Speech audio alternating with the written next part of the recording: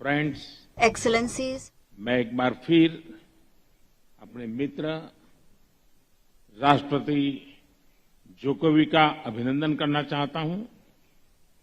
उन्होंने इस कठिन समय में G20 को कुशल नेतृत्व दिया है और मैं आज G20 समुदाय को बाली डिक्लेरेशन के अनुमोदन के लिए भी बधाई देता हूं। भारत अपनी G20 अध्यक्षता के दौरान इंडोनेशिया के सराहनीय इनिशिएटिव को आगे बढ़ाने का भरसक प्रयत्न करेगा।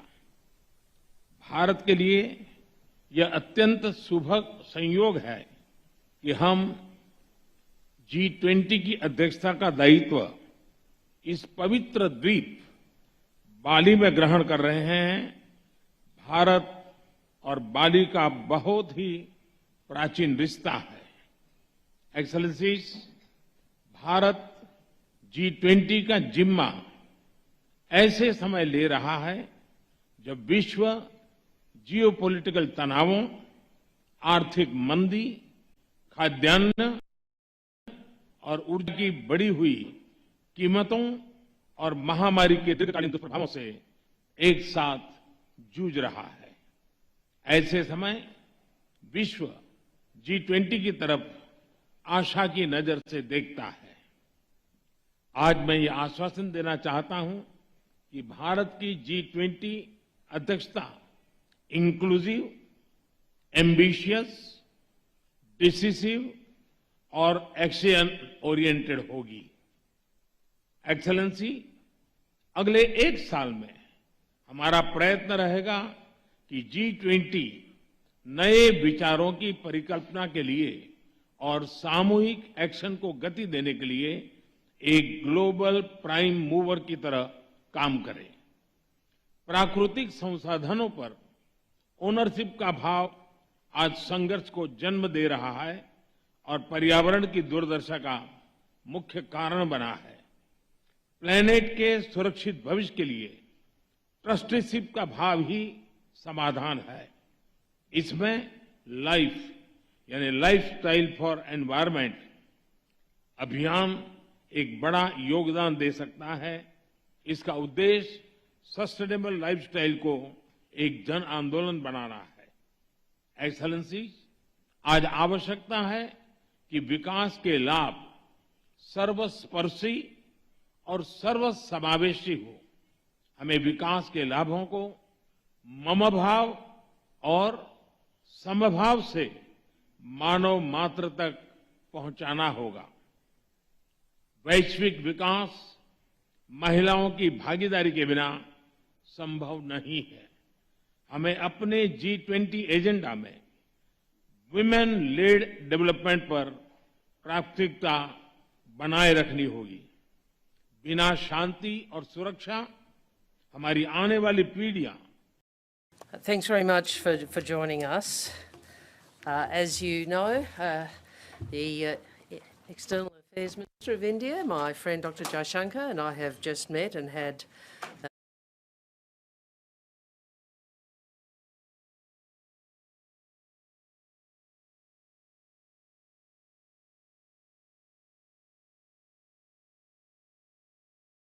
an excellent discussion.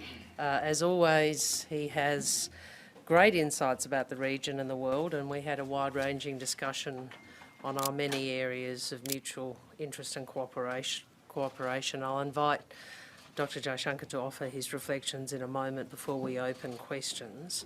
I want to make a few comments at the outset, if I may. The first is, obviously, Australia and India are comprehensive strategic partners. We are Quad partners. We partner in many other ways, and most fundamentally, we share a region, the Indo-Pacific region. And between our countries, we span a great breadth of the Indo-Pacific, with our own areas of deep connection and expertise. It is an entirely new form of naval warfare and sends brave men into battle over crippling terrain. This is the epic story of terrifying fanaticism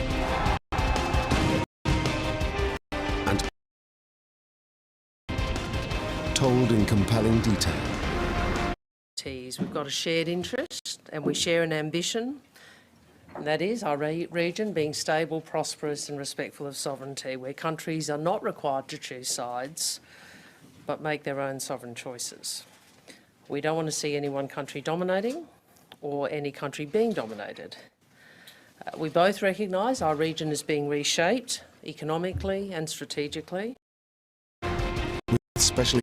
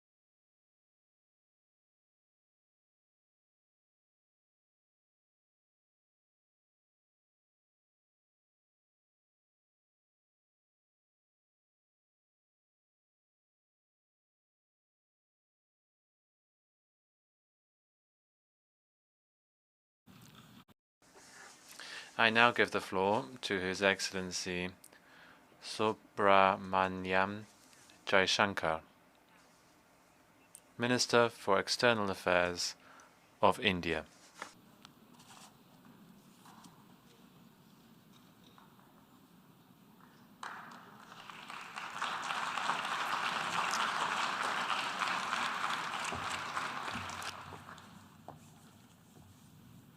Madam President, Excellencies, distinguished members of the General Assembly, I bring to you the greetings of 1.3 billion plus people from the world's largest democracy.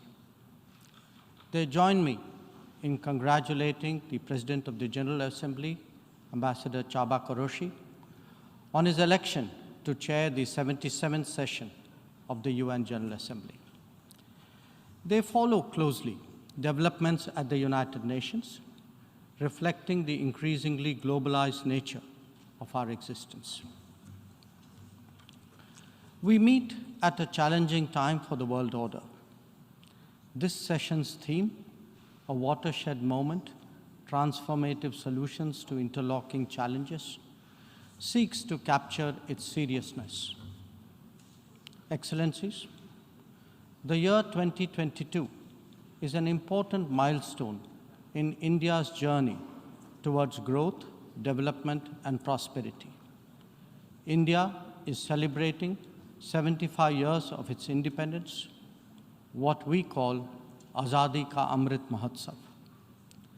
The story of that period has been one of toil, of determination, innovation, and enterprise of millions of ordinary Indians. They are rejuvenating a society pillaged by centuries of foreign attacks and colonialism. And they are doing so in a democratic framework whose steady progress is reflected in more authentic voices and grounded leadership. This new India, under the visionary and dynamic leadership of Prime Minister Narendra Modi, is a confident and resurgent society. Its agenda for our centenary will be achieved through the 5 pledges that we committed to on our Independence Day. 1, we are resolved to make India a developed country in the next 25 years. For the world, that creates more capacities for global good. 2, we will liberate ourselves from a colonial mindset. Externally, this means reformed multilateralism and more contemporary global governance. 3, our rich civilizational heritage will be a source of pride and of strength. This includes care and concern for the environment, so ingrained in our traditional ethos. 4, we will promote greater unity and solidarity. This expresses a coming together on global issues such as terrorism, pandemics, or the environment. And 5, we will instill consciousness of duties and responsibilities. This applies to nations as much as it does to citizens. These 5 pledges affirm our age-old outlook that sees the world as one family. We believe that national good and global good can be entirely in harmony. It is this conviction that led us to supply vaccines to over 100 nations. Similarly, our evacuation operations in HADR situations always had room for other nationals in distress. Even as we meet our own development targets, India offers partnerships to our brothers and sisters in Asia, in Africa, and Latin America. And we do so based on their needs and their priorities. Today, the focus is on green growth, better connectivity, digital delivery, and accessible health. Our solidarity is not just in words. You can see them in 700 projects across the world. Madam President, even while India contributes to global betterment, we recognize the sharp deterioration in the international landscape. The world is already struggling with challenges of post-pandemic economic recovery. The debt situation of the developing is precarious. To this is now added the rising costs and the shrinking availability of fuel, of food, and of fertilizers. These, along with trade disruptions and diversions, are among the many consequences of the Ukraine conflict. The Indo-Pacific, too, witnesses fresh concerns about its stability and its security. And climate events have added an overlay on these mounting anxieties. As we saw in the case of the COVID pandemic, the South will be the most impacted, even if the immediate causes are well beyond. It is imperative that global conversations recognize this deep unfairness. The inequity of vaccine distribution should not be replicated in other domains. Madam President, as the Ukraine conflict continues to rage, we are often asked, whose side are we on? And our answer each time is straight and honest. India is on the side of peace and will remain firmly there. We are on the side that respects the UN Charter and its founding principles. We are on the side that calls for dialogue and diplomacy as the only way out. We are on the side of those struggling to make ends meet, even as they stare at the escalating costs of food, of fuel, and fertilizers. It is therefore in our collective interest to work constructively, both within the United Nations and outside, in finding an early resolution to this conflict. Excellencies, while the global attention has been on Ukraine, India has also had to contend with other challenges, especially in its own neighborhood. Some of them may be aggravated by the COVID pandemic and ongoing conflicts, but they speak too of a deeper malaise. The accumulation of debt in fragile economies is of particular concern. We believe that in such times, the international community must rise above narrow national agendas. India, for its part, is taking exceptional measures in exceptional times.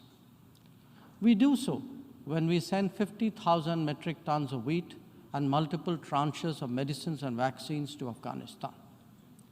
When we extend credits of $3.8 billion to Sri Lanka for fuel, essential commodities, and trade settlement.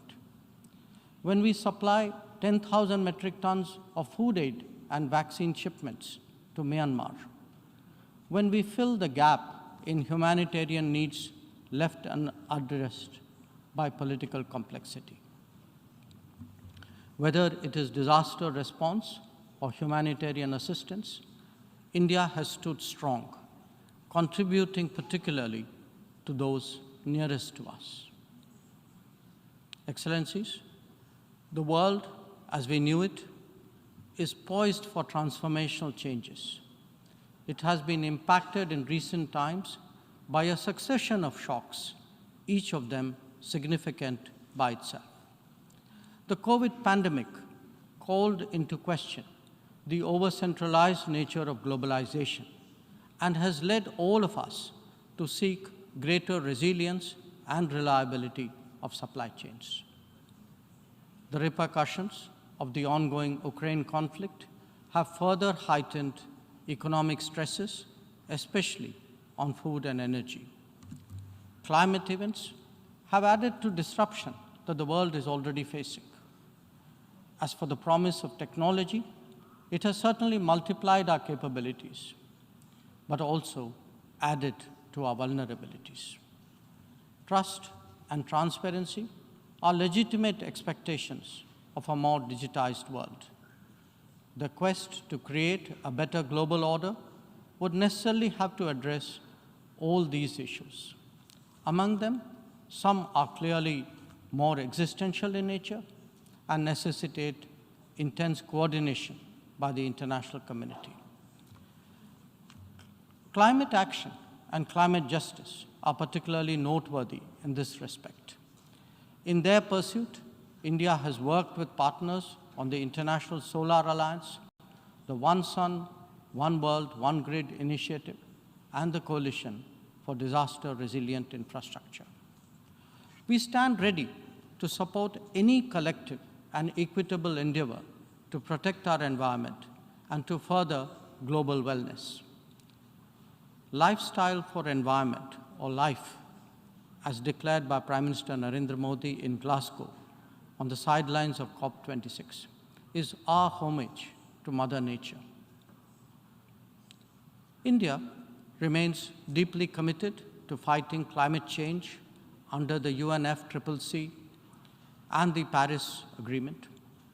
We do so on the principle of common but differentiated responsibilities and respective capabilities in the light of different national circumstances. We have announced our updated nationally determined contributions after COP26. Excellencies, India's steadfast commitment to South-South cooperation is by now well established and well recognized. Our approach is based on principles of mutual respect and national ownership with a commitment to sustainable development for all. As we begin the G20 presidency this December, we are sensitive to the challenges faced by developing countries. India will work with other G20 members to address serious issues of debt, of economic growth, food and energy security, and particularly of environment. The reform of governance of multilateral financial institutions will continue to be one of our core priorities. Madam President, India would be completing its tenure as a member of the Security Council this year. In our term, we have acted as a bridge on some serious but divisive issues confronting the Council. We have also focused on concerns such as maritime security, peacekeeping, and counterterrorism. Our contributions range from providing technology with a human touch to ensuring safety and security of UN peacekeepers. As the chair of the Counterterrorism Committee this year, India would be hosting its special meeting in Mumbai and New Delhi. I invite all member states to participate in it. We need to create a global architecture that responds to the new tech tools deployed against open, diverse, and pluralistic societies. Having borne the brunt of cross-border terrorism for decades, India firmly advocates a zero-tolerance approach. In our view, there is no justification for any act of terrorism regardless of motivation, and no rhetoric, however sanctimonious, can ever cover up bloodstains. The United Nations responds to terrorism by sanctioning its perpetrators. Those who politicize the UNSC 1267 sanctions regime, sometimes even to the extent of defending proclaimed terrorists, they do so at their own peril. Believe me, they advance neither their own interests nor indeed their reputation. India has always espoused a cooperative, inclusive, and consultative approach to international relations. We believe that multipolarity, rebalancing, fair globalization, and reformed multilateralism cannot be kept in abeyance. The call for reformed multilateralism, with reforms of the Security Council at its core, enjoys considerable support among UN members. It does so because of the widespread recognition that the current architecture is anachronistic and ineffective. It is also perceived as deeply unfair, denying entire continents and regions a voice in a forum that deliberates their future. India is prepared to take up greater responsibilities, but it seeks, at the same time, to ensure that the injustice faced by the Global South is decisively addressed. Our call is to allow serious negotiations on such a critical matter to proceed sincerely. They must not be blocked by procedural tactics. Naysayers cannot hold the IGN process hostage in perpetuity. In these turbulent times, it is essential that the world listens to more voices of reason and experiences more acts of goodwill. India is willing and able on both counts.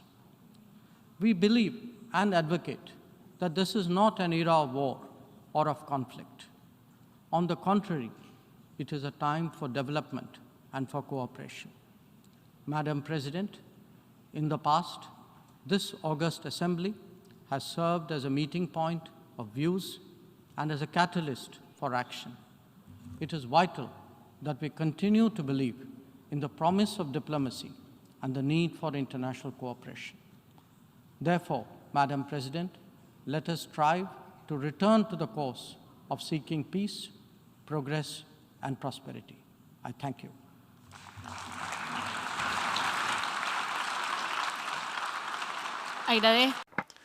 I thank the Minister for External Affairs of India. I now give the floor to Wherein we're learning that External Affairs Minister S. Jaishankar took a dig at the mainstream American media, including the Washington Post, for their biased coverage of India. And responding to a question on misrepresentation of the Kashmir issue in the American capital, the minister said that if there is a terrorist incident, it doesn't matter what faith the person who is killed belongs to. Well, of course, let me go back to Srinjoy in this, because Srinjoy, we have been looking at how biased the American media mostly has been, especially when it comes to flagging off people and public welfare issues back home in India that are highly, hardly highlighted in the American media. Yes, India has had a problem with two papers. One of them, of course, is the Washington Post that Mr. Jaishankar spoke about. There is another paper from New York, the government is unhappy with because of what India has said, its biased coverage of what is happening in India, particularly in Jammu and Kashmir.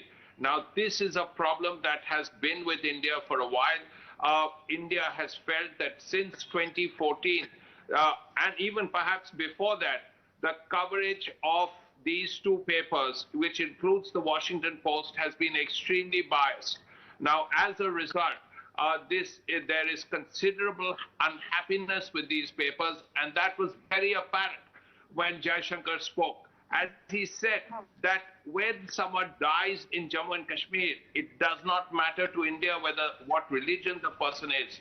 But sadly, that is something he implied matters to people. Yes, Srinjoy, sorry for interrupting in between. We're also being joined by GD Bakshi over the phone line. Sir, in the latest development, we're learning that External Affairs Minister has taken a dig at American media, slamming their biased coverage when it comes to India. What are your thoughts? He is absolutely spot on. The simple fact is that they have a Pakistan fixation. And that country has caused them so much trouble. I mean, 26/11, 9/11, who was behind that? The Pakistanis. I mean, every single act of... Our top story, India's External Affairs Minister S. Jaishankar has taken a shot. I now give the floor to His Excellency Subramaniam Jaishankar, Minister for External Affairs of India.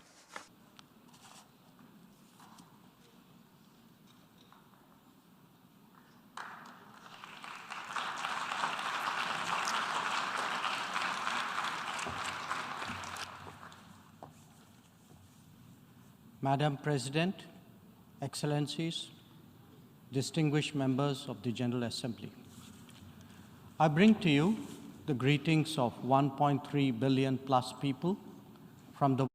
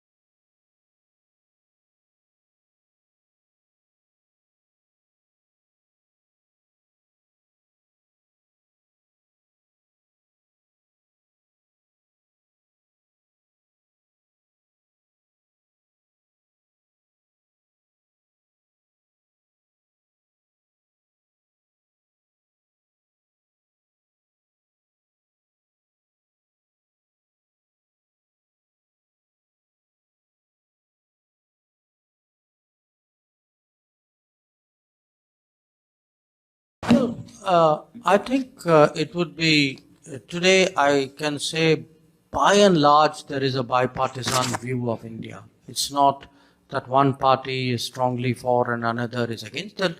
And to a large extent, politics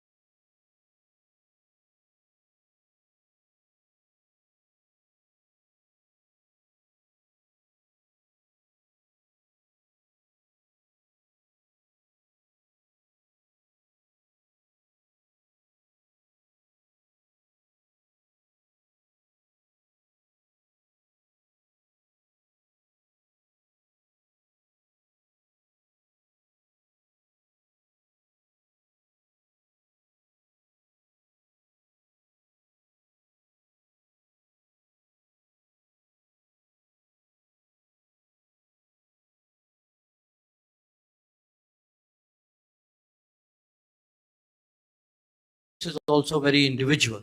So some leaders, some prominent figures in each party would take more interest. Others may not take the same level of interest. So I would attach no sense of party.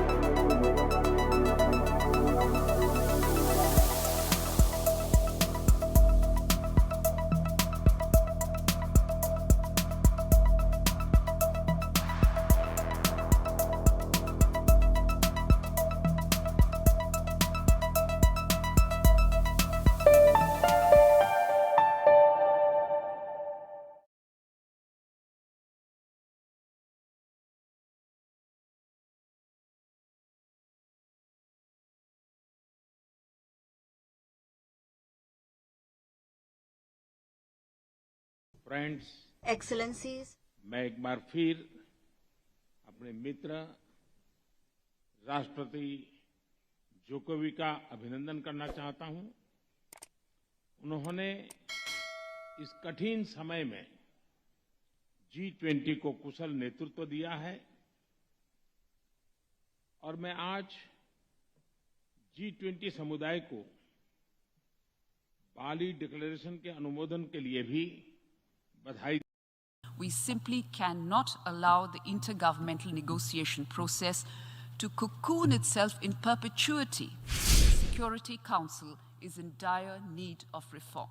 The G4 is confident that the co-chairs will guide the member states to instill new life in the process on Security Council reform. We all have a collective responsibility to ensure that the intergovernmental negotiations live up to their original mandate. India, and my apologies once again for the slight confusion at the beginning.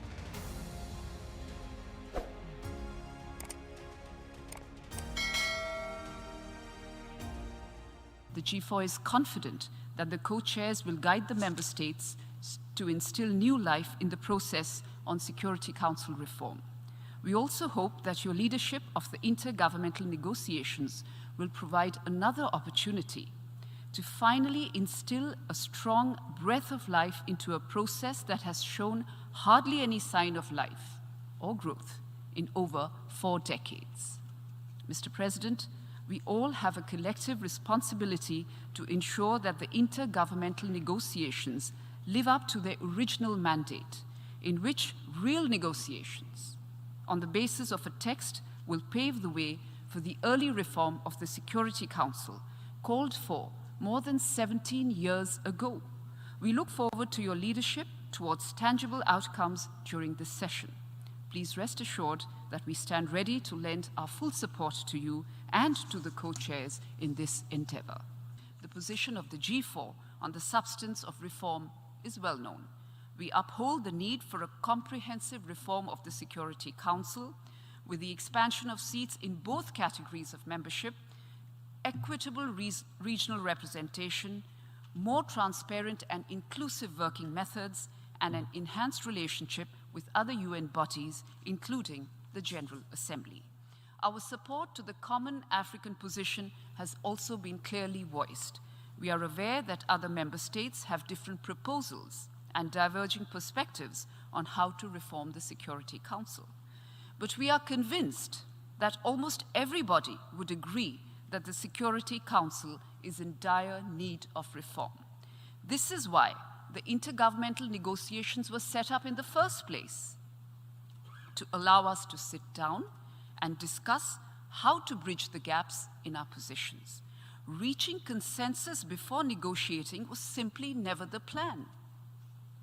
Please rest assured, Mr. President, that the G4 is eager to collaborate with you and with the co-chairs in bringing about a result-oriented process as mandated by the General Assembly. We simply cannot allow the intergovernmental negotiation process to cocoon itself in perpetuity without letting the collective aspirations of member states to take a definite shape. In this vein, we hope that the intergovernmental negotiation process will not be another missed opportunity this year. Now I give the floor to the distinguished representative of Italy.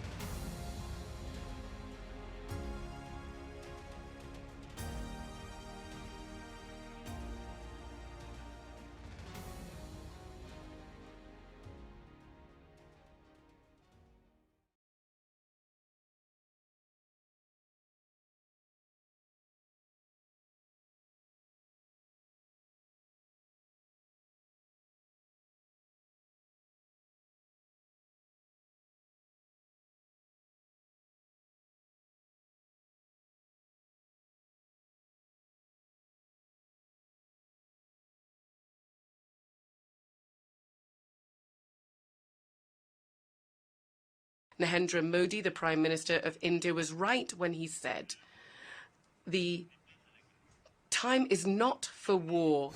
We note India and Brazil in particular as key international actors and worthy candidates for permanent membership within the Council. Jamaica was able to secure its first life-saving vaccines from India.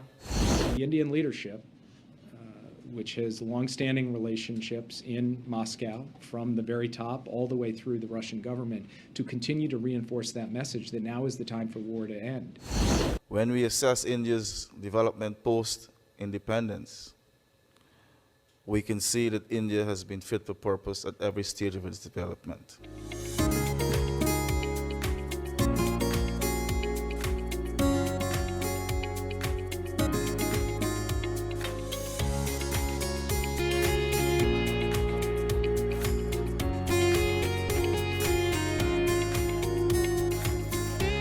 Narendra Modi, the Prime Minister of India, was right when he said, the time is not for war. It is not for revenge against the West or for opposing the West against the East. It is the time for a collective time for our sovereign equal states to cope together with challenges we face. This is why there's an urgent need to develop a new contract between the North and the South, an effective contract which is respectful for food, for biodiversity, for education. We note India and Brazil in particular as key international actors and worthy candidates for permanent membership within the Council, whilst at the same time unilaterally and mandatorily raising the profile of Africa.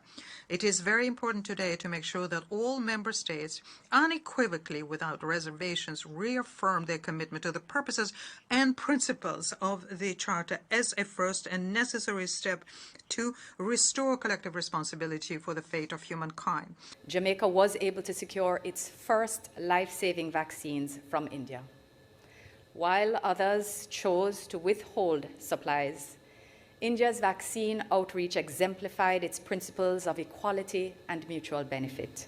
The Indian leadership, which has long-standing relationships in Moscow from the very top all the way through the Russian government, to continue to reinforce that message that now is the time for war to end. And the way this war should end is for Russia to abide by the basic terms of the UN Charter and to return the territories that it has seized by force. This is a message that every country, however they feel about Russia, Ukraine, the United States, everyone should be able to center around this basic proposition. When we assess India's development post-independence, we can see that India has been fit for purpose at every stage of its development. In some cases, outstripping the multilateral institutions in terms of its commitment and its understanding of a rules-based system. Small countries like Guyana would have benefited immensely from India's growth trajectory.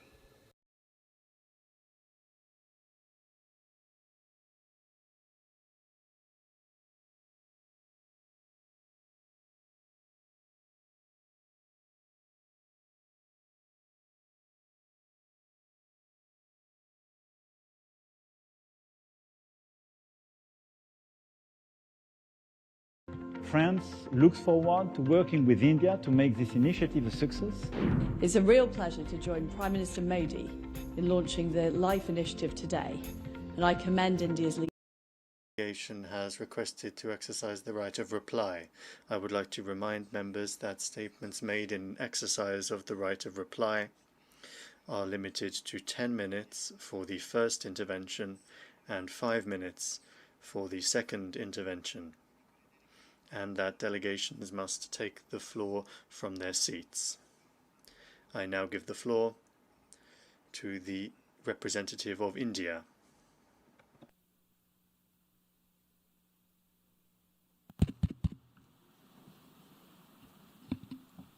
Mr. President, we exercise our right of reply to one more attempt by the leader of Pakistan to tarnish the image of this august forum by bringing in matters internal to my country and going so far as to spew falsehoods on the world stage. While such statements deserve our collective contempt and sympathy for the mindset of the person who utters falsehood repeatedly, I am taking the floor to set the record straight.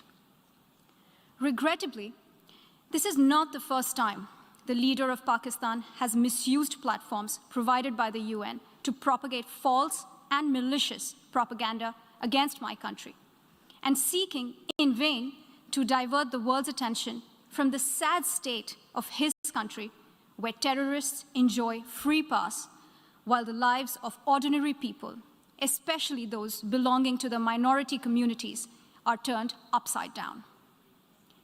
Mr. President, member states are aware that Pakistan has an established history and policy of harboring, aiding, and actively supporting terrorists.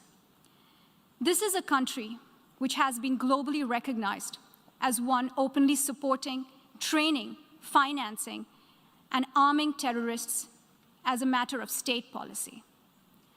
It holds the ignoble record of hosting the largest number of terrorists proscribed by the UN Security Council. Mr. President, we marked the solemn occasion of the 20th anniversary of the 9/11 terror attacks just a few days back. The world has not forgotten that the mastermind behind that dastardly event, Osama bin Laden, got shelter in Pakistan. Pakistan leadership continues to glorify him as a martyr. Regrettably, even today, we heard the leader of Pakistan trying to justify acts of terror. Such defense of terrorism is unacceptable in the modern world. We keep hearing that Pakistan is a victim of terrorism. This is the country which is an arsonist disguising itself as a firefighter. Pakistan nurtures terrorists in their backyard in the hope that they will only harm their neighbors. Our region, in fact, the entire world, has suffered because of their policies. On the other hand, they are trying to cover up sectarian violence in their country as acts of terror.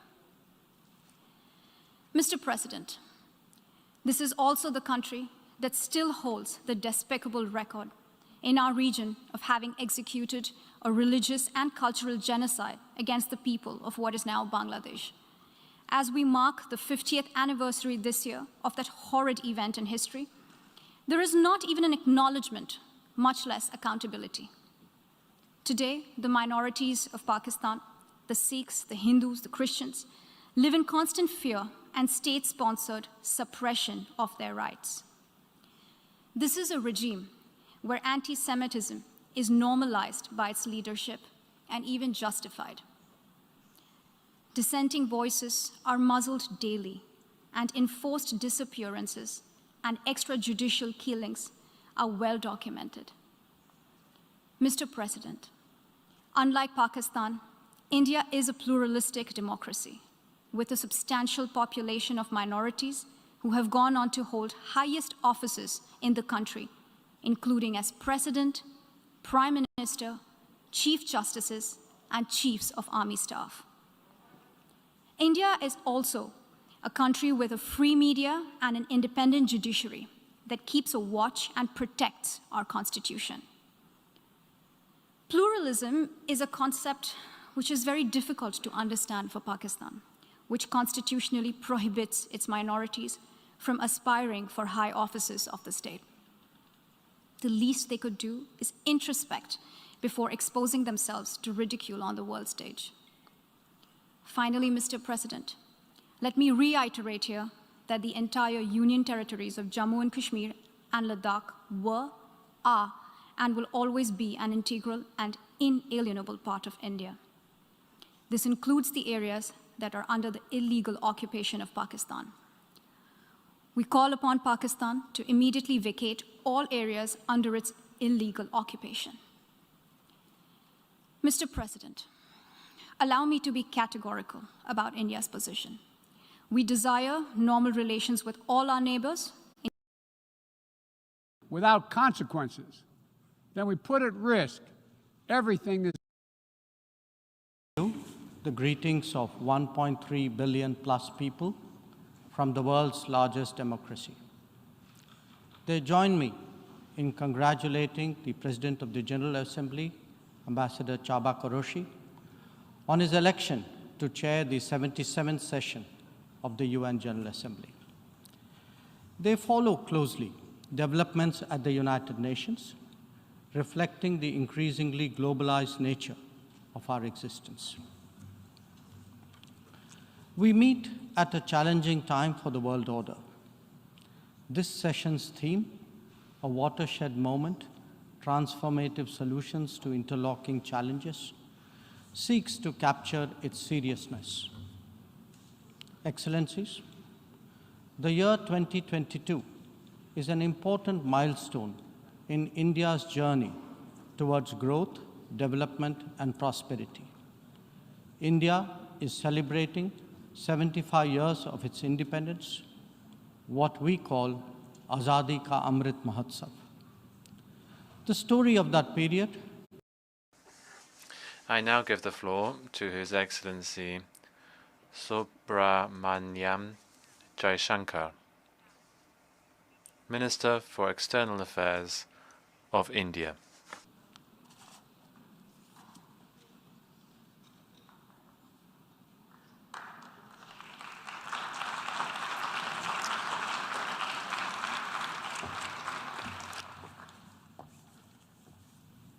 Madam President, Excellencies, distinguished members of the General Assembly, I bring to you the greetings of 1.3 billion plus people from the world's largest democracy.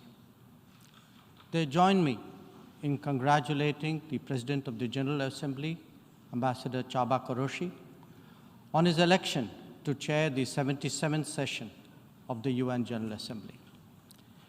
They follow closely developments at the United Nations, reflecting the increasingly globalized nature of our existence. We meet at a challenging time for the world order. This session's theme, a watershed moment, transformative solutions to interlocking challenges, seeks to capture its seriousness. Excellencies, the year 2022 is an important milestone in India's journey towards growth, development, and prosperity. India is celebrating 75 years of its independence, what we call Azadi Ka Amrit Mahotsav.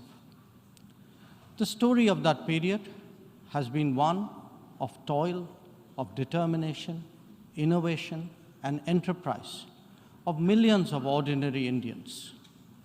They are rejuvenating a society pillaged by centuries of foreign attacks and colonialism. And they are doing so in a democratic framework whose steady progress is reflected in more authentic voices and grounded leadership. This new India, under the visionary and dynamic leadership of Prime Minister Narendra Modi, is a confident and resurgent society. Its agenda for our centenary will be achieved through the 5 pledges that we committed to on our Independence Day. 1, we are resolved to make India a developed country in the next 25 years. For the world, that creates more capacities for global good. 2, we will liberate ourselves from a colonial mindset. Externally, this means reformed multilateralism and more contemporary. It's a relationship that has neither ended up serving Pakistan well nor serving American interests well. Bardwaj, Asian News International. Minister Jaishankar and Secretary Blinken, thank you for doing this.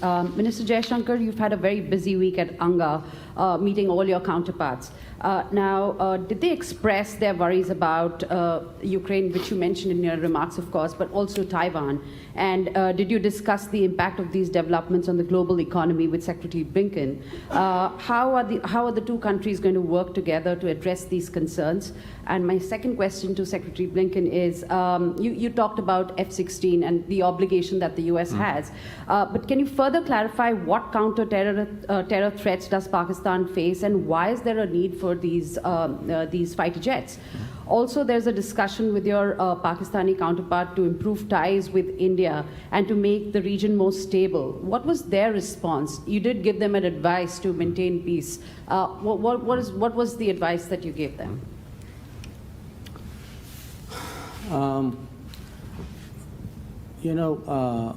I had, of course, a lot of meetings in the UN in that week. I met, I guess, roughly about half the delegations who were there. And a common concern among them was the anxiety about global economic volatility and anxiety about sharply increased energy prices, of food inflation and food availability. of fertilizers which will impact food next year, of disrupted trade, of shipping, of insurance, of airline movements, of travel.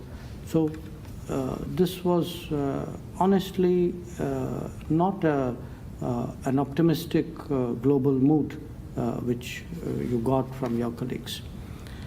I think in particular what the impact, the consequences of the Ukraine conflict has been on many of these issues I spoke about, and also I think the prospect of instability or in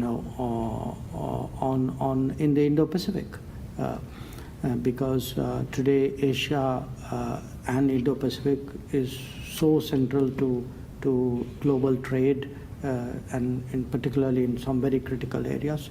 So these were very, very widely prevalent concerns. We had a good discussion about it yesterday evening. We do think today, I mean, I speak for India, but I also speak to some degree for the relationship having an impact on the world. We think the right thing today is to find ways of stabilizing the global economy, of softening prices, of making sure that global trade is more predictable, that the sources of anxieties and tensions are less. Because at the end of the day, that's really, Prime Minister Modi, of course, said this is not an era of war, but this is an era of where we seek development, where we seek prosperity. My friend, welcome back to Washington.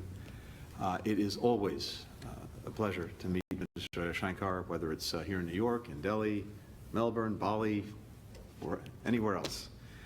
And I think our own conversations, deep extended conversations that have taken place, in fact, over many years, because we were counterparts when I was last at the State Department as Deputy Secretary.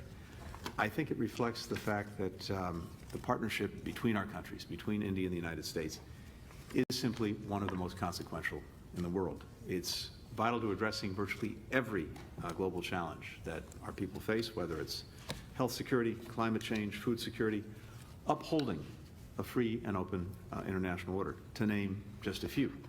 Over the past years, we have made real progress in elevating that partnership, bilaterally, that is directly between us, through institutions like the Quad and the G20, and in international organizations, including at the United Nations. Today we talked about how we can further advance our shared security, economic and geopolitical goals. Last week in New York, we were both witness to genuine unity among the vast majority of UN member states, developing and developed, big and small, North and South, on the need to work together to address these shared challenges that all of our people face, as well as to uphold the United Nations Charter and its core principles, including sovereignty, territorial integrity, and human rights. We're grateful for the Minister's partnership and leadership on these fronts. That includes in the Security Council, where, as we were together, he underscored the message that Prime Minister Modi delivered recently in Uzbekistan that, and I quote, "Today's era is not of war." And then in the General Assembly, where the Prime Minister said of India, and I quote, "We are on the side that respects the UN Charter and its founding principles," end quote. So is the United States. We recognize that to meet the challenges we face, members of the UN must not only uphold the Charter, but also modernize the institution, including by making the Security Council more inclusive. That's why in his address to the General Assembly, President Biden expressed his support for increasing the number of both permanent and non-permanent representatives of the Security Council, a long-standing goal of India. This includes permanent seats for those nations we've long supported and permanent seats for countries in Africa, Latin America, the Caribbean. In his own General Assembly address, the Minister also highlighted the food, fuel, and fertilizer crises that have hit countries as they struggle to rebuild from the COVID pandemic. And indeed, if you look at how we spent most of our week last week at the United Nations, it was focusing on these very challenges. We've been working to rally allies and partners, not only to help people around the world most affected by these crises, but also to make sure that we are part of the solution to creating durable ways of dealing with these challenges. For example, on food security, not only responding to the emergency need, but also helping countries develop durable agricultural productive capacity. We know as well that each of these crises has been exacerbated by Russia's war in Ukraine, and it's why we continue to marshal international pressure on President Putin to end his war of choice. We also held a Quad ministerial on the margins of the UN, with the Minister and I continuing to work with our Australian and Japanese counterparts to realize what is a shared vision of a free, open Indo-Pacific that's connected, that's prosperous, that's secure, and that is resilient. And here, it's worth emphasizing that we're bringing complementary strengths to bear on problems that none of us can address effectively alone. A few examples: cybercrime. You saw in the joint statement that we issued in New York last week our agreement to deny safe haven to ransomware operations emanating from within our respective countries, because a foothold anywhere can be used to stage attacks everywhere, and to assist one another in the face of cyber attacks against critical infrastructure. One of the clearest ways that Quad partners can continue to deliver for people across the region is by being there in times of their greatest need. In New York, we also took a step that will increase our capacity to do that. We signed a set of guidelines to deepen our coordination among the 4 countries on humanitarian assistance and disaster relief. In today's meeting, and as well at dinner last night, we also talked about ways to further strengthen our strategic partnership and advance shared objectives.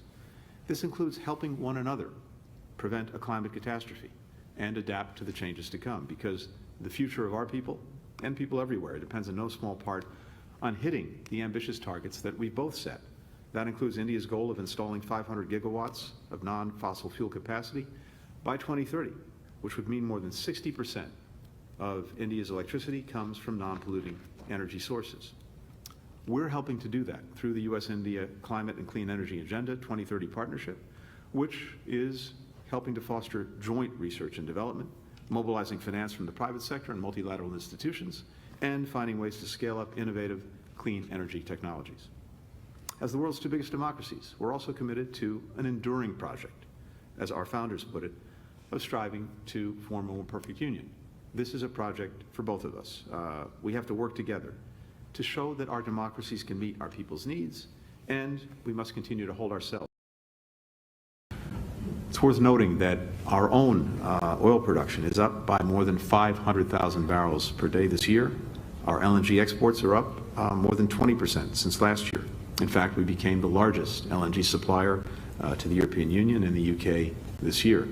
And we've become the largest overall LNG exporter this year. Pacific launches an entirely new form of naval warfare and sends brave men into battle over crippling terrain. This is the epic story of terrifying fanaticism and personal heroism, told in compelling detail, with specially enhanced color film and rarely seen footage, often shot by the troops themselves. For the first time put together to answer the question, why did Japan's gamble to deliver a quick, decisive knockout blow fail? This is World War II in the Pacific.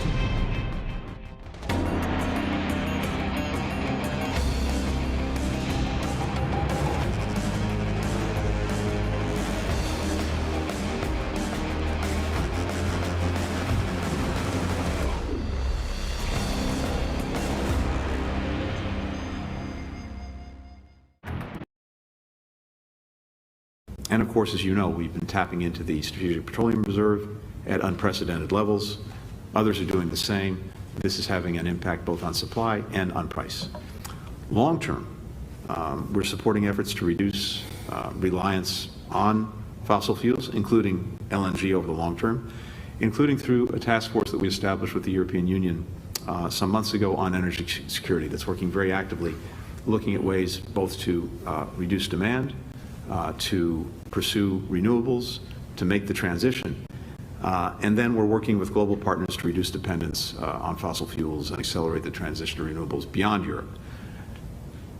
It's a long way of saying that there are clear challenges in the English.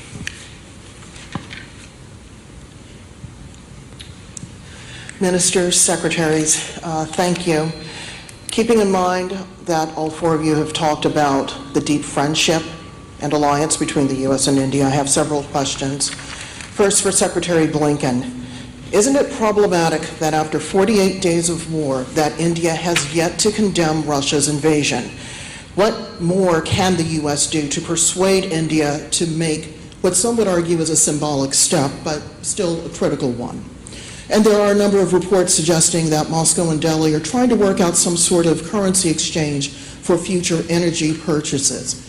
Did you tell Secretary Jaishankar that these could risk violations of not just current sanctions, but also risk violating CAATSA? Secretary Austin, this is a larger policy question. Has the U.S. missed an opportunity in the past 17 years since the beginning of this strategic partnership to replace Moscow as Delhi's choice for weapons, for military materiel, not just the training and the robust partnership that we see in the military sphere? And finally, for the ministers Jaishankar and Singh, why not condemn Russia's invasion? Wouldn't this best reflect India's foreign policy goals and international standing? And what is the leverage that the Indian government has to persuade Vladimir Putin that the carnage that we are seeing every day simply must not stop, that it's not helping the Ukrainian people, and that it's not helping the Russian people? Thank you so much. Thank you. I'm happy to start. I applaud the multi-part, multi-person question. A few things. First, I should note, before getting into the specifics of the question, that Prime Minister Modi, President Biden had a very warm and productive conversation today in their virtual summit. Covered a lot of ground, including some of the things that we mentioned: COVID-19, climate, strengthening the global economy, a free and open Indo-Pacific that we both aspire to. On Russia-Ukraine, they talked about ways of mitigating the profound impact that this is having on global food supplies and prices, commodity markets, and working together to achieve that. I would note, India has made very strong statements in New York at the UN, the minister before the Indian Parliament, condemning the killing of civilians in Ukraine, calling for an independent investigation of these atrocities. And I would also note that India is providing significant humanitarian assistance to dialogue. And especially grateful for the chance to return the incredibly warm hospitality that you showed me when I visited New Delhi in July. This meeting today marked the fourth U.S.-India 2+2 ministerial dialogue. It built upon the productive meeting last September between Prime Minister Modi and President Biden, as well. India and the United States are set to hold the fourth edition of 2+2 Dialogue on Monday. The event will celebrate 75 years of diplomatic relations between the two nations. The US State Department has said that the meeting highlights the growing major defence partnership between India and the United States. According to the US State Department, US Secretary of State Antony Blinken and Defence Secretary Lloyd Austin will welcome India's Foreign Minister Dr. S. Jaishankar and Defence Minister Rajnath Singh to Washington, D.C. Here's what the US State Department says further, and I quote, "This year's event will celebrate 75 years of diplomatic relations and reaffirm the importance of the US-India partnership. It will reaffirm our shared commitment to a free, open and prosperous Indo-Pacific region," unquote. In apparent reference to China, the US... So far, a lot of good friends, and this is just kind of a dedication to that, so hope you all enjoy.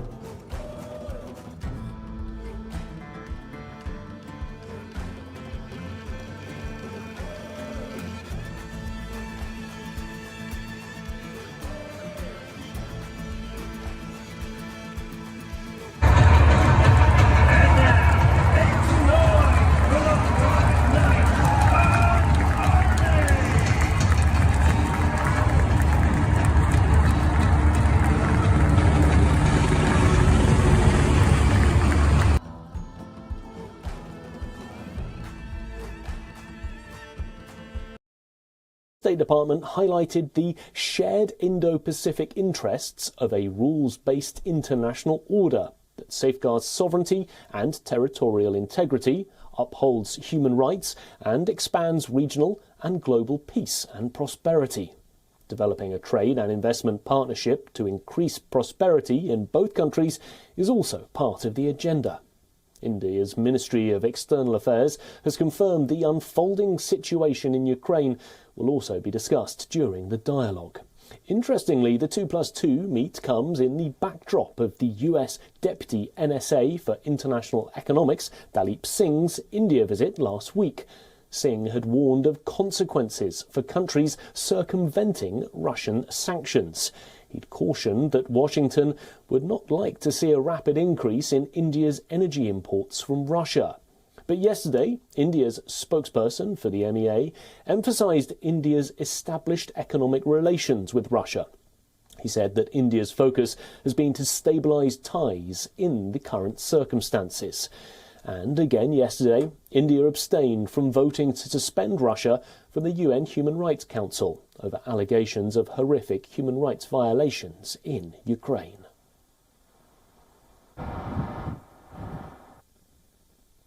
Process. Suspension of the rights of membership of the Russian Federation in the Human Rights Council. Please lock the machine.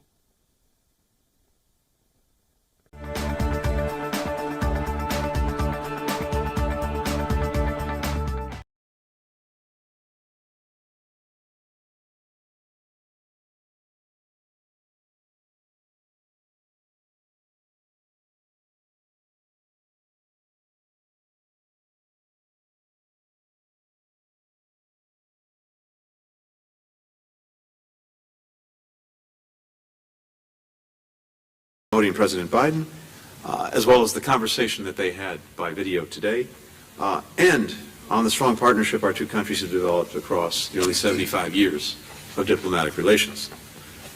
As the world's largest democracy and oldest democracy, we work together every day to deliver opportunity, security, freedom, and dignity to our peoples. We're working closely to combat the COVID-19 pandemic. Scientists and institutions across our countries are developing and producing safe and effective COVID-19 vaccines together. We're working through the Quad Vaccine Partnership with our colleagues in Australia and Japan to make these vaccines available throughout the Indo-Pacific. As of today, Quad partners have collectively provided more than 500 million vaccine doses. We're rapidly expanding production to make more at the Biological E facility in India. We're standing together for our shared commitment to uphold a free, rules-based international order that safeguards sovereignty, territorial integrity, and independence. Today, we reaffirmed our commitment to promoting regional stability, the rule of law, the peaceful resolution of disputes, and to expanding our strategic partnership with ASEAN. Russia's war against Ukraine is an attack on Ukraine's people. It's also an attack on that rules-based order that we both adhere to and defend. The United States will continue to increase our support to the government and people of Ukraine and call on other nations to do the same, just as we call on all nations to condemn Moscow's increasingly brutal actions. Russia's aggression stands in stark contrast to the vision that the United States and India share for a free and open Indo-Pacific. And Russia's actions are having a profound impact not just in Europe and in Ukraine, but around the world. For example, causing food insecurity and rising prices. Ukraine's farmers have been forced to flee or to fight as Russian troops intentionally destroy farmland and equipment and prevent Ukraine from exporting their wheat through Black Sea ports. Our countries are working together to try to bring more food to world markets as well as to the World Food Program. And the United States is also focused on securing more funding for the World Food Program and the UN Food and Agriculture Organization, and producing more fertilizer so that we can help others sustain crop yields in the future. We also discussed our goal of driving inclusive economic growth, both for our countries and across the region. India and the United States already trade to the tune of more than $150 billion each year. But we're deepening that relationship by restarting the U.S.-India commercial dialogue and the U.S.-India CEO Forum later this year, where our private sector partners can offer recommendations to strengthen even more our trade and investment relationship. In the video meeting that they held earlier today, Prime Minister Modi welcomed President Biden's Indo-Pacific Economic Framework Initiative. It can allow us to increase our collaboration across more issues, including digital trade, supply chain resilience, infrastructure, and tax policy. And our countries are working together to tackle the climate crisis. The United States is supporting India's ambitious COP26 clean energy commitments by investing in renewable energy projects and mobilizing private sector financing. We also share a commitment to our democratic values, such as protecting human rights. We regularly engage with our Indian partners on these shared values, and to that end, we're monitoring some recent concerning developments in India, including a rise in human rights abuses by some government, police, and prison officials. In addition to all of these critical issues, I'm pleased that we're increasing cooperation in a number of other key areas, which we focused on today. We're deepening our defense ties, which I know Secretary Austin will speak to. We're expanding our cooperation on development around the world, particularly in Asia and Africa, by working together to carry out disaster relief as well as clean energy and climate-smart agricultural projects. And we're increasing people-to-people ties, which are really at the heart of the entire relationship. We're very lucky in the United States to be home to some 4 million Indian Americans, as well as 200,000 Indians studying in our universities. We have a working group on education and skill training that we formed today that will increase that number by bringing institutions in the United States and India together to develop new joint research and exchange programs. We look forward to welcoming more Indian students and scholars into our communities. We're focusing, among other things, on STEM education. I think this is an area of tremendous potential going forward. Let me just say in conclusion that very soon after our countries established diplomatic relations some 75 years ago, Prime Minister Nehru came to visit the United States. President Truman met him on the tarmac of the airport. And Prime Minister Nehru noted the importance of the moment, saying, and I quote, "I trust that these two republics of the Western world and the Eastern world will find many ways of working together in friendly and fruitful cooperation to our mutual advantage and for the good of humanity." So, for nearly 75 years, we've done just that. And I'm grateful to our partners for making it possible for that friendly and fruitful cooperation to continue and to deepen. And with that, I hand it over to Foreign Minister Jaishankar. Or are we going to Lloyd? Sorry, let me go to Lloyd first. Thanks, Secretary Blinken. Well, Secretary Blinken, Minister Singh, Minister Jaishankar, it's great to be here with you for this fourth U.S.-India 2+2 ministerial dialogue.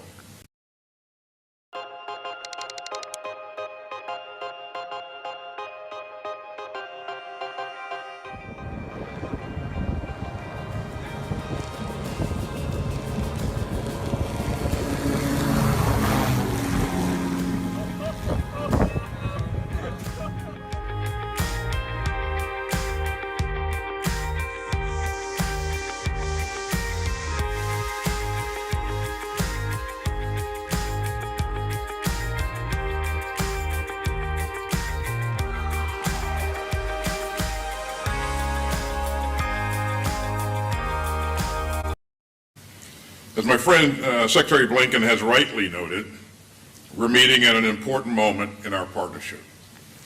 It's been nearly 2 decades since we signed our first bilateral defense framework, and our partnership has grown immensely ever since. Today's meeting shows that we're working together to build one of the most consequential partnerships of our time. We've made important commitments today that will drive technological innovation and cooperation in emerging defense domains, including space and cyberspace. For example, we're committed to launching new defense space exchanges later this year between our Space Command and India's Defense Space Agency. And I'm pleased to announce that just a few moments ago, we signed a bilateral space situational awareness arrangement. And this will support greater information sharing and cooperation in space. We're also deepening our cooperation in cyberspace, including through training and exercises later this year. And we're expanding our information sharing partnership across all warfighting domains. And meanwhile, our defense trade and technology cooperation continues to grow. We recently concluded an agreement to work together on air-launched unmanned aerial vehicles through our Defense Technology and Trade Initiative. And today we agreed to launch new supply chain cooperation measures that will let us more swiftly support each other's priority defense requirements. India continues to acquire key U.S. defense platforms, and that is forging important new ties between our defense industrial bases.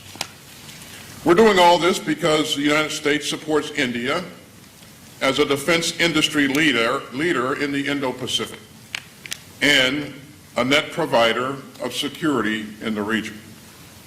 And we all understand the challenges that we face there. The People's Republic of China is seeking to refashion the region and the international system more broadly in ways that serve its interests. And so I'm pleased that we've identified new opportunities to extend the operational reach of our militaries and to coordinate more closely together across the expanse of the Indo-Pacific. We welcome the Indian Navy's decision to join the Combined Maritime Forces Bahrain. And we've also committed to more high-end exercises together. Last summer, the Theodore Roosevelt Carrier Strike Group conducted the first ever combined anti-submarine warfare and air exercise with the Indian Navy and Air Force. And we're looking forward to more of this sort of cooperation as we expand the scope and the complexity of Tiger Triumph, which is our annual major tri-service exercise.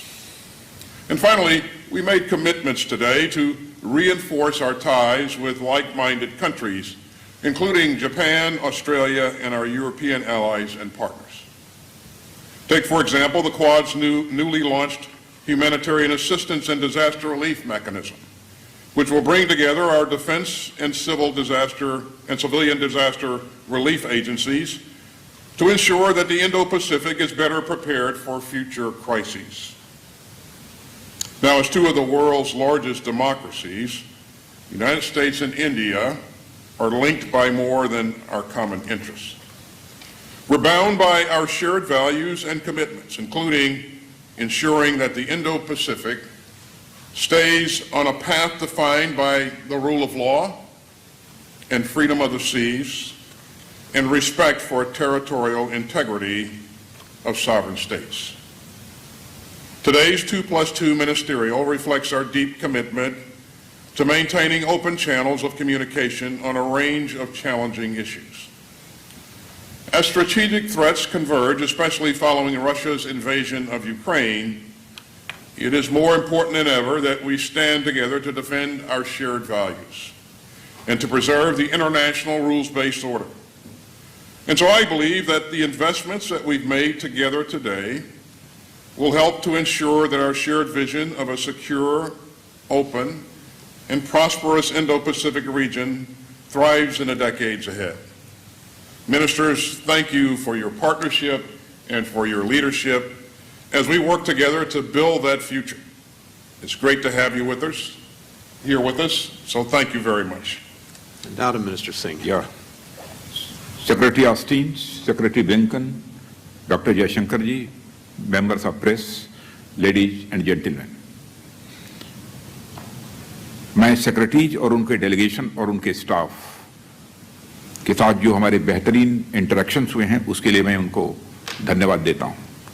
मैं उन्हें तहे दिल से हमारे bilateral relations को लेकर commitment के लिए भी मैं उनकी अपनी very appreciative of their comments. In the past, it shows that our relationships have expanded in scale, and we have had very meaningful talks this morning. It will help in the momentum and in also expanding and taking it forward. Both the nations are common and complementary, and we have shared goals which we would like to achieve, and we also have the shared will to achieve it. We have tried to see that we have talked on very many different. दोनों एक free, open, inclusive और rules based order common vision को share करते हैं। हमारी partnership Indo Pacific और India ocean reason में शांति, स्थिरता और प्रॉस्पेरिटी के लिए काफी महत्वपूर्ण है। मीटिंग के दौरान हमने हमारे पड़ोस और इंडिया ओशन रीजन के हमारे असेसमेंट्स को भी शेयर किया है। इस बातचीत के दौरान आतंकवाद को भारत के खिलाफ बतौर इंस्ट्रूमेंट ऑफ स्टेट क्राफ्ट उपयोग करने की भी चर्चा कई बार हुई है। हमारे विस्तृत इंगेजमेंट से काफी महत्वपूर्ण नतीजे सामने आए हैं। इनमें से कुछ इस प्रकार हैं जिनकी मैं यहां चर्चा करना चाहूंगा। इंडिया का डिपार्टमेंट ऑफ स्पेस और यूएसए का डिपार्टमेंट ऑफ डिफेंस के बीच स्पेस सिचुएशनल अवेयरनेस एग्रीमेंट यह भी संपन्न हुआ है। आने वाले समय में डिफेंस स्पेस और डिफेंस आर्टिफिशियल इंटेलिजेंस डायलॉग्स के बारे में एग्रीमेंट। तीसरा, कई अन्य इनिशिएटिव्स और एग्रीमेंट्स जो कि डिस्कशन फेज में हैं, उनमें सार्थक प्रगति हमारी मिलिट्री एंगेजमेंट्स के स्कोप और डेप्थ को और बढ़ाने को लेकर हुई है और इस पर हमारी सहमति भी बनी है। पैंडेमिक के बावजूद हमारे मिलिट्री टू मिलिट्री एक्सरसाइज में भी काफी बढ़ोतरी हुई है और हमें इस बात की बेहद खुशी है कि भारत ने बहरीन में स्थित मल्टीलेटरल कंबाइंड मैरीटाइम फोर्स को एसोसिएट पार्टनर के रूप में ज्वाइन किया है। यह हमारे पश्चिमी इंडियन ओशन में रीजनल सिक्योरिटी कोऑपरेशन को यह मजबूत बनाएंगे। हम काम कासा के इम्प्लीमेंटेशन और बेका के प्रभावी ऑपरेशनलाइजेशन की दिशा में भी प्रगतिशील हैं। हमने रक्षा, साइबर, डिफेंस साइबर और स्पेशल फोर्सेस फील्ड में और सहयोग बढ़ाने की भी बात की है। हमने लिमोआ और एशएडीआर के अंतर्गत ज्वाइंट एक्सरसाइजेज में लॉजिस्टिक्स कोऑपरेशन के स्कोप को एक्सपेंड करने के लिए भी बात की है। हम दोनों पक्ष हमारी स्पेशल ऑपरेशन फोर्सेस के क्लोजर एंगेजमेंट की दिशा में भी आगे बढ़ने के प्रति पूरी तरह से आश्वस्त हैं। हमने defence trade and technology initiative में स्पीडी डिसीजन और प्रोजेक्ट इम्प्लीमेंटेशन के लिए प्रोसेस और प्रोक्योरमेंट्स रिव्यू करने का भी निर्णय किया है। मैंने अमेरिकन कंपनीज को डिफेंस, एरोस्पेस और make for India and world program के लिए भी आमंत्रित किया है। हम यूएस कंपनीज के साथ को डेवलपमेंट और को प्रोडक्शन प्रपोज करते हैं। हमने यूएस डिफेंस कंपनीज को यूपी और तमिलनाडु के डिफेंस इंडस्ट्रियल कॉरिडोर में और इन्वेस्ट करने के लिए भी अनुरोध किया है। पैंडेमिक के मुश्किल समय में यूनाइटेड स्टेट्स की सरकार ने हमें काफी सहयोग दिया था। हम इस अवसर पर अपनी डीप एप्रिसिएशन को भी व्यक्त करते हैं और इस सिलसिले में सेक्रेटरी ऑस्टिन और सेक्रेटरी ब्लिंकन की लीडरशिप को भी हम धन्यवाद देते हैं। आज की डिफेंस बाइलेटरल मीटिंग एवं 2+2 मीटिंग भारत और यूएस के बीच स्ट्रेटेजिक डिफेंस एंगेजमेंट को मजबूत करने के लिए बहुत ही महत्वपूर्ण है और ये हमें और एरियाज ऑफ म्यूचुअल इंटरेस्ट के साथ में बेहतर काम करने के लिए और समर्थ बनाएगा। हमारा बढ़ता सहयोग ग्लोबल कॉमन्स को फ्रीली एक्सेस कराने के लिए और शांति और सुरक्षा को बनाए रखने के लिए भी यह महत्वपूर्ण होगा। मैं एक बार फिर से सेक्रेटरी ऑस्टिन और सेक्रेटरी ब्लिंकन को उनकी गर्मजोशी और इंडिया यूएस पार्टनरशिप को और बढ़ाने में महत्वपूर्ण सहयोग देने के लिए धन्यवाद देता हूं। हमने दोनों सेक्रेटरीज को म्यूचुअली कन्वीनियंट टाइम पर अगले 2+2 मिनिस्ट्रियल डायलॉग के लिए भी आमंत्रित किया है। धन्यवाद।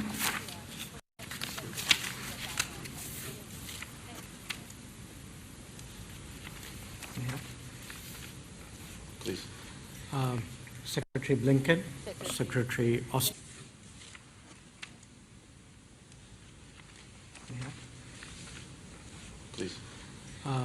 Secretary Blinken, Secretary Austin, Defense Minister Rajnath Singh ji, ladies and gentlemen. It's a great pleasure to meet all of you at the conclusion of a productive and substantive 2+2 ministerial today. Earlier in the day, we participated in the virtual summit of our leaders, and we also met departmentally. These meetings are taking place at a time when the global order is facing multiple challenges and stresses. Obviously, a good part of my meeting with Secretary Blinken in the morning went to the ongoing conflict in Ukraine that has many ramifications. Even countries far away are worrying about energy security, food security, commodities prices, and logistics disruption. Now, this comes on top of the consequences of the COVID-19 pandemic with which the world has been struggling for the last 2 years. Quite apart from public health concerns and its economic impact, this has raised awareness about the need for reliable and resilient supply chains. Autonomously, the nature of globalization and the usage of technology has brought to fore concerns of trust and transparency. How to ensure a free, open, and inclusive Indo-Pacific was also on our agenda today. We spoke of developments in and around Afghanistan that have made their ripples felt well beyond. Our conversations also covered recent happenings in the Indian subcontinent. Strategic partnerships like those between India and the United States are built through shared interests, common values, and constant nurturing. It is natural that each of us will bring to the relationship our particular perspectives, experiences, and priorities. But when there is a mutual appreciation of the significance. As President Biden said when he hosted Prime Minister Modi in September of 2021, the relationship between the oldest and biggest democracies in the world is destined to be stronger, closer, more meaningful. And those were sentiments that I believe both the President and Prime Minister reiterated today when they spoke via video conference. These 2+2 meetings have already played a key role in strengthening our bilateral relationship. This is the core whole-of-government dialogue in our strategic partnership framework.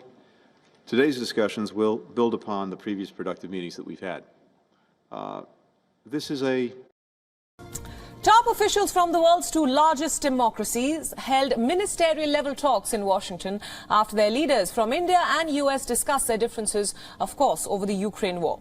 The US Secretary of State Antony Blinken, US Secretary of Defense Lloyd Austin, India's External Affairs Minister Dr. S. Jaishankar and India's Defense Minister Rajnath Singh met at the State Department for 2+2 format talks.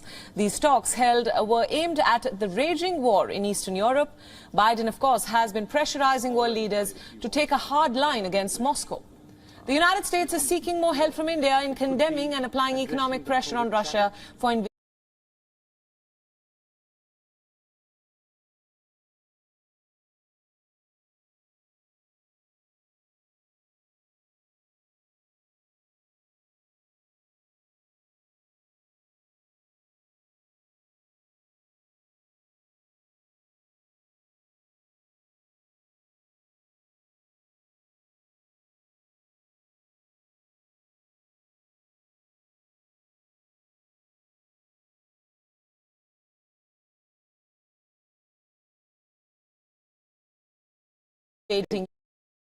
Ukraine. But India has tried to balance its ties with both Russia and the West. Unlike other members of the Quad countries, the United States, Japan and Australia, it has not imposed sanctions on Russia. India's import of Russian oil remained the point of contention between New Delhi and Washington, even though India receives little of its oil from Russia. It recently stepped up with a major purchase at This is a momentous moment in global affairs, and I think as a result, this partnership is even more consequential and more vital. Today, we'll discuss pressing issues, shared global challenges, including Russia's war against Ukraine, ending the COVID-19 pandemic, the climate crisis, upholding a free, open, democratic, secure, and prosperous Indo-Pacific region, where the sovereignty and territorial integrity of all states is assured. We'll also talk about improving our counterterrorism cooperation and strengthening the bonds between our higher education institutions. So this covers a wide range of different aspects in our relationship. And I'm also looking forward to talking about our defense and security cooperation in the Indo-Pacific. Finally, we'll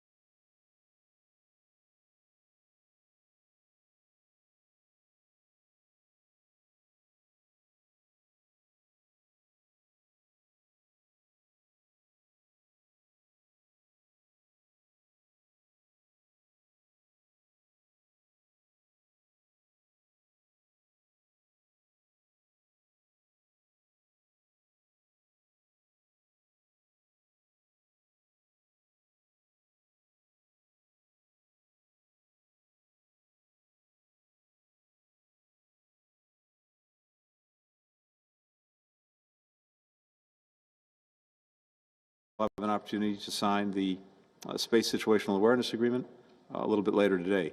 This is a demonstration of our growing technology partnership, which we believe has virtually limitless potential for exploration, for discovery, for achievement, to the benefit of people and please. Secretary Blinken, Secretary Austin.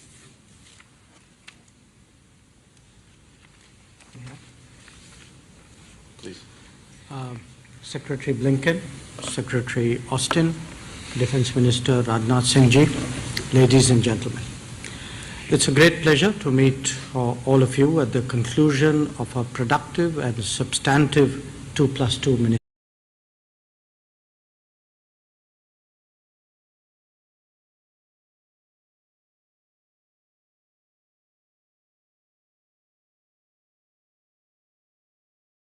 Successful diplomatic career.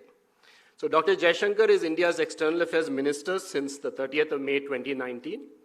He's elected to the Rajya Sabha from the state of Gujarat. Prior to this, as I mentioned, he had a very successful career as a diplomat in the Indian Foreign Service. He was Foreign Secretary from 2015 to 18, Ambassador to the United States 2013 to 15, to China 2009 to 2013, and the Czech Republic 2003 to 2004. He was High Commissioner to Singapore. Minister Jaishankar, thank you very much. Day 2 of your trip to the CEE. It's been quite a ride since February for not just the region, not just Europe, not just the West, but it is now trickling in terms of effect of what's happening between Russia and Ukraine into the rest of the world, the East, the global South. Paint us a little bit of a picture of India and how India has been impacted. You've come out. Mr. President, you would recall that the item on equitable representation in the Security Council was included on the General Assembly agenda more than 40 years ago, in 1979. It is regrettable that work on the issue has nothing substantive to show, even after 4 decades.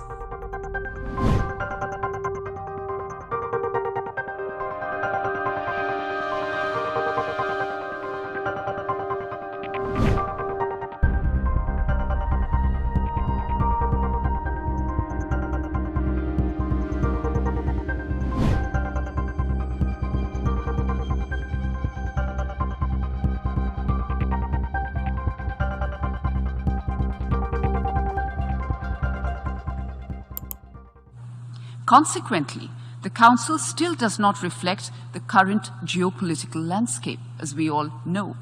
In contrast, many other major international institutions have made strides to change and to adapt. there is simply no reason to leave the Security Council out of this process. It is also important to bear in mind that during this year's high-level week, including the General Assembly debate of the 77th General Assembly, more than 70 heads of government and state and high-level government representatives underlined that reforming the Security Council should be one of our priorities during this session. This broad support for this topic confirms its relevance and urgency. The longer, in fact, the Security Council reform is stalled, the greater its deficit in representation. And representation is an inescapable precondition for its legitimacy and effectiveness. It is high time to bring the Council in line with its charter responsibility to act on behalf of the entire membership. This will not be achieved without enhancing the membership in both the categories. Only this will enhance the Council, enable the Council to manage effectively today's conflicts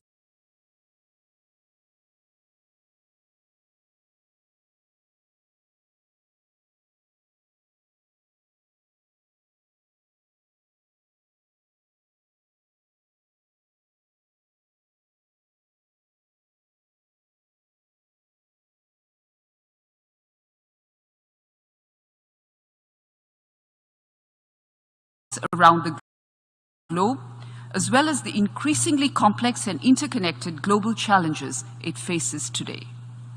As indicated in the recent document, a call to action on Security Council reform signed by more than 35 UN member states, a diverse number of nations continue to voice their concern with the lack of openness and transparency in the intergovernmental negotiations, underlining the need for enhancing working methods and the definition of the applicable rules of procedure to the process.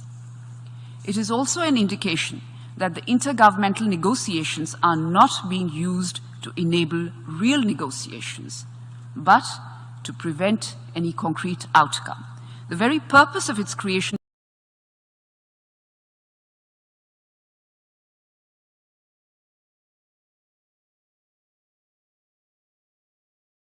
14 years ago to launch actual negotiations is being voided by the lack of activity, by the absence of a negotiating text, and by the unwillingness of some of them to truly engage in substantive discussions. Mr. President, we would like to emphasize an undeniable fact that as many as некоммерческими организациями, которые уже начинают приносить свои плоды. Сегодня у нас на повестке дня не менее актуальная тема переформатирования международных, межрегиональных связей в контексте адаптации внешней политики России к новым геополитическим реалиям. Я не буду подробно говорить о том, что против нашей страны развязана настоящая гибридная война.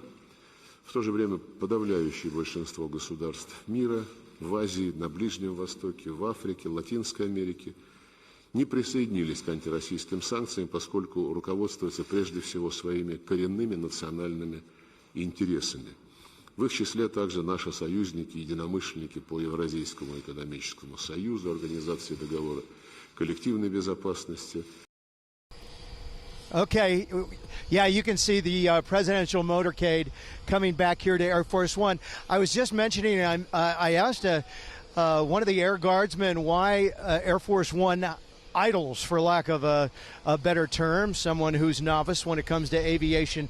Why were the engines on this entire 2 hours? And he said, because they need to keep all of the security electronics on board Air Force One going, despite the fact that the president isn't on board. So this thing has been idling for the last 2 hours, and they said it's also to make sure that there are no problems with its departure and takeoff.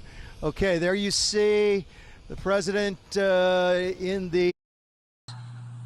That as many as 164 member states have called for a text to serve as the basis for negotiations.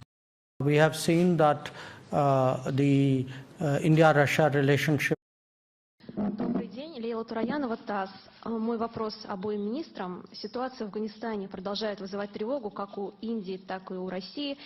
И основываясь на ваших сегодняшних дискуссиях, каким вы видите дальнейшее сотрудничество между Москвой и Нью-Дели по афганскому вопросу?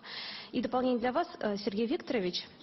В середине ноября планируется очередное заседание московского формата консультаций по Афганистану. И стало известно, что новые афганские власти не приглашены на эту встречу. Хотя, например, в прошлом году